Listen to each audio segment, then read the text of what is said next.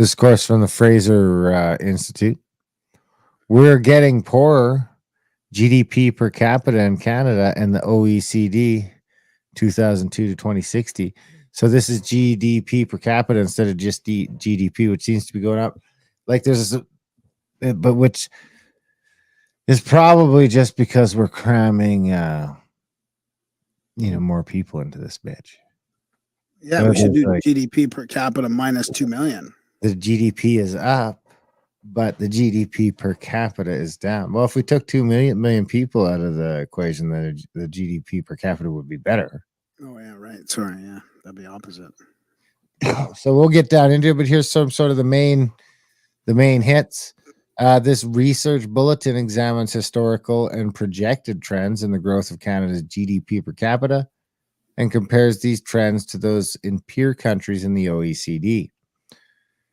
I will read this one, even though I didn't highlight it. Canadians have been getting poorer relative to residents of other countries in the OECD from 2002 to 2014. Canadian income growth, as measured by GDP per capita, kept pace with the rest of the OECD from 2014 to 2022. However, Canada's position declined sharply, ranking third lowest among 30 countries for average growth over the period. This is good. It makes us feel like not so crazy because, there's some institutions that are coming up with these reports that vindicate how we feel since 2015.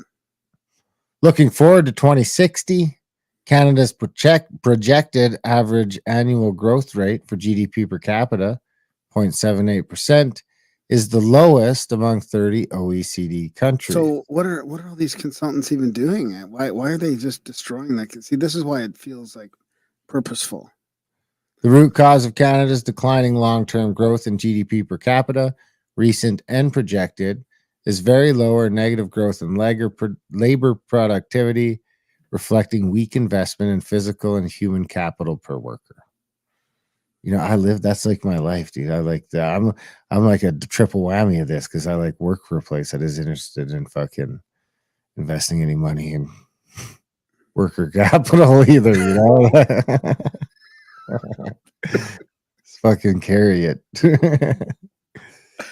So here's I highlighted this table for some reason. Specific years in that table. I mean, what was it? The percentages were down, maybe, or up? So this is average GDP per capita in US dollars from 2002 to 2022. So this would be sort of your median wage in US. So you have to times this by 1. Oh, okay. GDP.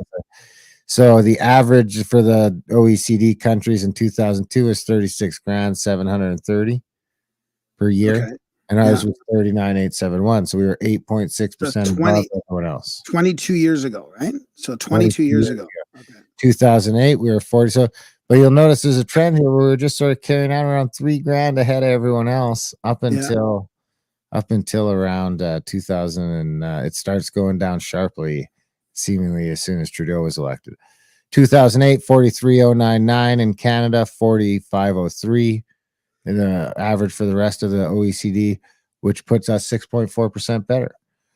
2012, 43,358 to 41,355, 8% better in Canada. I've seen a lot of shows did just the news article about this, but it's nice to have the actual report and look at these numbers. I think it's important.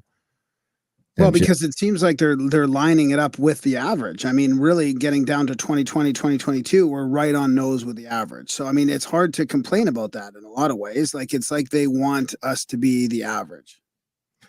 Well, yeah, but we're not going to be the average. We're going to be lower. We're on pace. I know, but from being one of the top, we're on pace to be the worst of the bunch. Right. So here you go. In 2015, when Trudeau comes in, we're still the $3,000 ahead of the curve. The numbers are higher, 44,000 and 41,000, but we're still 3,000 ahead. Equates to 6.4% ahead of the curve.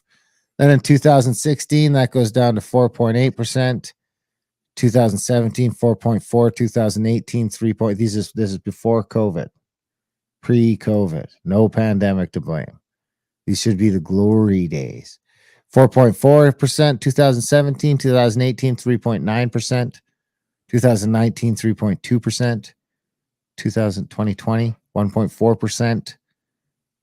You might say COVID, but all those other countries are having COVID too, right? So 2021, 0.3%, and 2022 down to minus. So now we're actually below the minimum wages. I agree with catastrophic New England down there because you're saying GDP is mostly an abstract, meaningless, contrived number, and that's the problem. Is this is what they're using now, internationally as a standard, and I don't like the measurement either. I mean, you could be having disastrous medical procedures and all kinds of bullshit stuff that actually increases your GDP when it really is not productive at all. It's the opposite. I agree, of but it's just the best we got. Yeah. If you average it all out, it's still like, See, debt is growth, debt is strength. That's what he's saying. If everything stays the same, but people borrow less money, GDP decreases. Debt is growth, debt is strength. That's a great point. Yeah, I agree with that. But I know what you mean. Like we have to measure the economy. We don't. At least this is a standard that we have to measure us against the other countries. And it's the same way we're doing in all those other countries. And not only that, it's very noticeable that the fucking since 2015, the Canadian economy has been in free fall. Yeah. And that's my personal experience. Yeah. And yours, and like you said, it's like a vindication. Yeah. This report's a vindication on what we've seen sort of happen, where we were trending up and being ahead of the curve to sort of heading down to the dumpster. It's a real shame. Here's the average growth rates percentage of GDP per capita. Now this is be that GDP divided by the number of people contributing. So this is so now this isn't even like the projected. This is 2014 to 2022. We're in third last. We're ahead of Luxembourg. I don't even know where Luxembourg is, and Mexico. We're behind Japan. Imagine being behind Japan. Isn't Japan like the oldest country in the world, demographically? So here's our rank, of course, 2002 to 2022, 28th out of 30. Now, if we come down here, the OECD's projections of growth in GDP per capita over a 40-year period are determined by 4 factors. 1, trend labor efficiency growth. 2, trend growth in capital per worker. 3, trend growth in the potential employment rate. And 4, trend growth in share of active population in the workforce. Now we come down here, 2020. Now here's where it gets interesting, because we're going to start getting into the projections over where we're headed. So we're going to go from being, I don't really know what this means. It looks like it's the same. 0.8 down to minus 0.2, which has got to be like. It just seems like they want it on average. They want it on the average, it looks like, or close to it. Well, that's not going to put us on the average. We're already the worst. We're already the third worst, and we're just like, I'd kill to the average right now, right? I mean, if we come back up to this chart, average is putting us. That's growth, though. No, that's growth, though, right? So that's the growth rate. That's different than the overall, right? Is it? Yeah, that's just growth per year. Oh. So here's historical projected, yeah. Canada. Okay, so below. Okay, so it is below. So then, way below. By there you're 20% below almost. Yeah. 15%.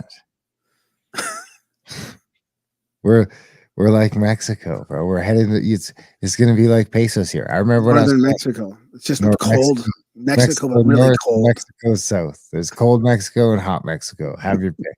They're all trying to sneak in here too. I mean, is it weird that I want a North America union? Like, we probably want it more than the Americans, but can't they just combine us all together? I mean, I know it's kind of dystopian. Because we got the resources, bro. We could sell this. We could. I know. I'm telling you, get me elected, and I could make that deal. But I need to be the prime minister. Maybe even like King would be better. But if I could, like, maybe we should found a political party. You only have to have one person running and one riding to start a political party. So we could start the Grimerica political party and then just run on joining America. We're gonna just sell out for the stuff. We're gonna give the Indians some money to shut them up, us up, Indians. So don't freak out. And then sell it to the states for like I don't know, a couple trillion. Like, what's a couple trillion put in each of our pockets? Like we sell out to the states, they get all the resources, it's all theirs now. We're states, but we get like a $500,000 each or something like that. Hey, telling you, vote America 2020. I don't know. I'll figure that out. I'll get back to you. So the projected rank from 2020 to 2030 is 30th, dead last.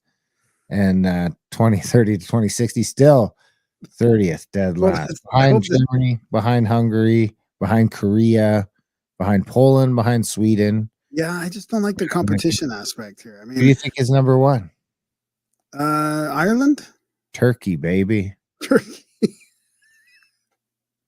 Good for Turkey. Yeah, there you have it. Yeah, I just don't. Yeah, it's just wow, it's disappointing. There's Canada projected. Yeah. All right. So I mean, we were heading for disaster either. So you can't even blame Trudeau. Like before Trudeau came in, they were saying our projected rate was going to be down anyway. So